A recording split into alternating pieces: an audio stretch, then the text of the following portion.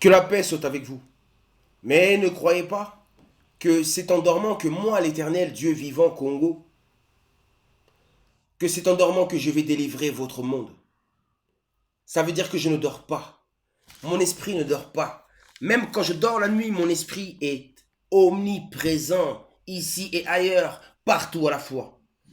Et cet esprit-là, c'est lui qui engendre des volcans partout, des feux qui jaillissent de l'eau, tous ces phénomènes mystiques partout à travers le monde. Il est tout puissant, ce Saint-Esprit, Molimo Saintou, qui m'anime, oui, qu'on appelle le roi. Moi, ce corps physique étant le prophète, oui, Korombang, Dieu sur la terre.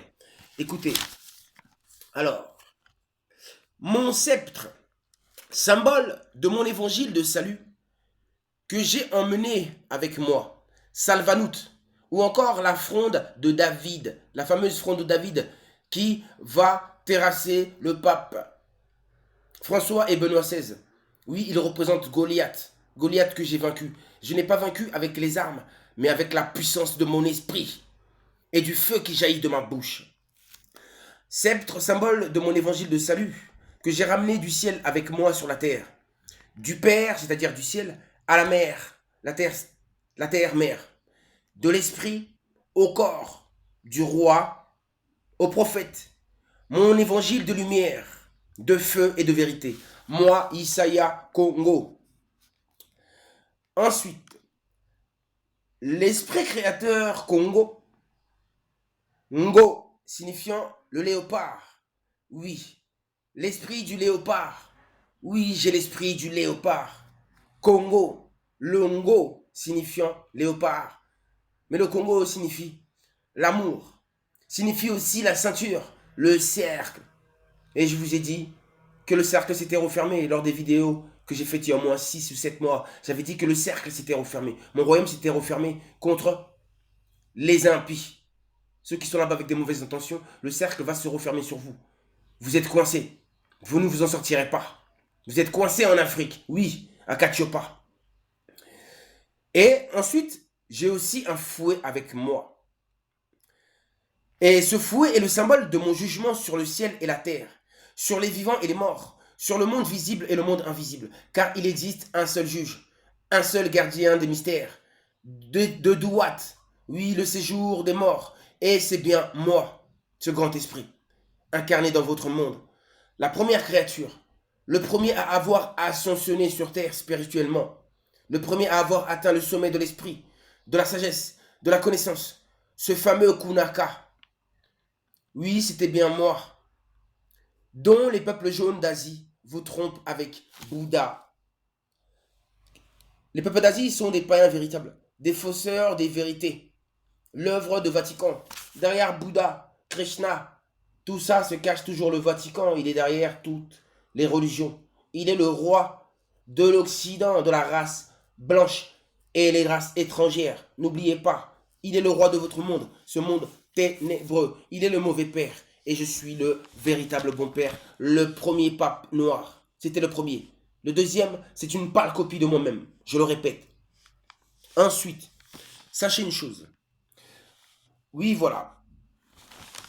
Grâce à mon évolution spirituelle, je tiens à rectifier une erreur. Car ma femme blanche est Séphora, Esther, Marie-Madeleine, etc. Mais surtout pas la reine de Saba. Et ni moi étant Salomon. Car ça, c'est l'histoire du premier sacrificateur pharaon et pape blanc. Seth, Séti, Satan, Aaron, Salomon, Mathusalem.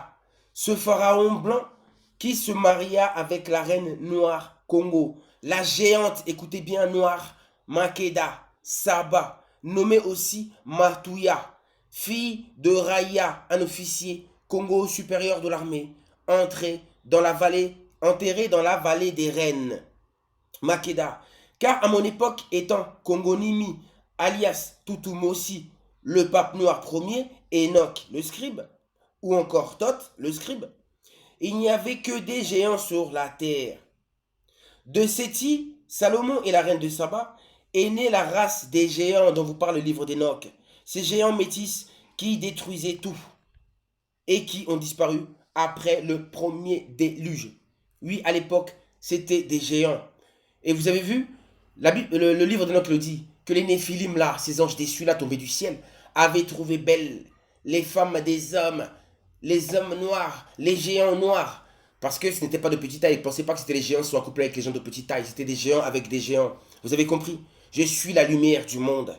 La lumière du monde.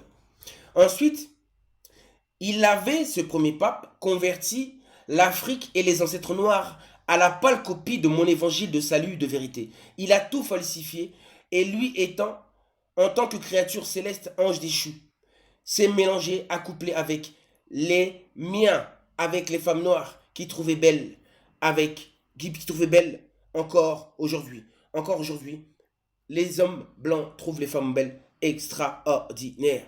Ils vous envient, les femmes blanches. Les femmes blanches, excusez-moi, elles vous envient. Alors pourquoi vous dénaturez votre nature et allez à l'encontre de votre Dieu? Oui, moi, votre Dieu, je suis venu vous juger. Faites attention, vous les femmes, avec vos mauvaises manies. Faites attention avec vos maquillages à l'excès. Votre forme d'habillement. Tout, je vais tous vous juger.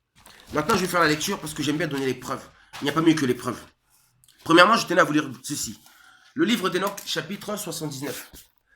Vous allez comprendre d'où viennent ces paroles-là, la Bible, ces livres saints, ces évangiles, d'où ça vient. Qu'est-ce que vous croyez? Livre d'Enoch, chapitre 79. C'est mon livre à moi. Le consacré signifie Enoch. Je suis le consacré. Je suis le Saint-Esprit. Celui qui est habité par le Saint-Esprit. La conscience universelle. Oui, du ciel, de la terre et des éléments. Les 4 éléments qui sont mes chérubins. Et il me dit, ô Enoch, regarde ce livre. Regarde ce livre qui est descendu des cieux.